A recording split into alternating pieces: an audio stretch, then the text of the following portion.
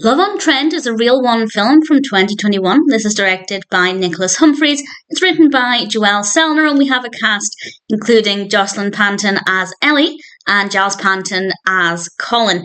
And in general, the narrative is fine, but I don't like the overarching concept.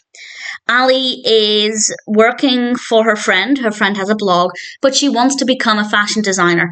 And after a mishap with her cell phone at the beginning of the film, she gets a new phone and a new number.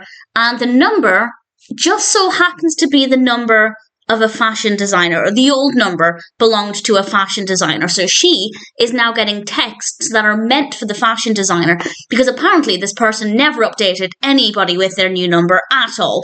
And it's ridiculous. It's so unrealistic.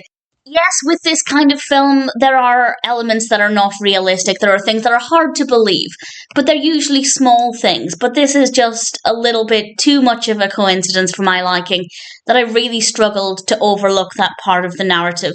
If you can overlook it, the rest of the film is okay. It's about Allie not telling anybody that she has this person's number, trying to establish herself as a designer, and also meeting Colin and interacting with him there. And it's fine. The bulk of the film is okay. The pacing is okay. We have a lot of different locations and events to keep things fresh. The characters are generally likable. I didn't emotionally connect with any of them, but they're fine. I definitely didn't dislike anybody. But at the same time, I just think it's a bit of a ridiculous concept that I personally didn't really care for. I didn't think it worked very well.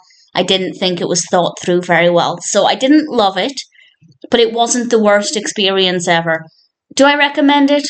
Only if you really like this kind of film ordinarily. There will then be bits of it that might appeal to you. But as I said, I just don't think the concept worked very well.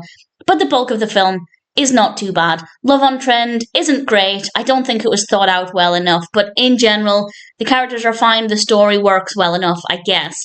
And the performances are not bad either. So it's not the best, but I guess it's watchable. And if it sounds like it might appeal to you, then maybe Love on Trend is worth watching once.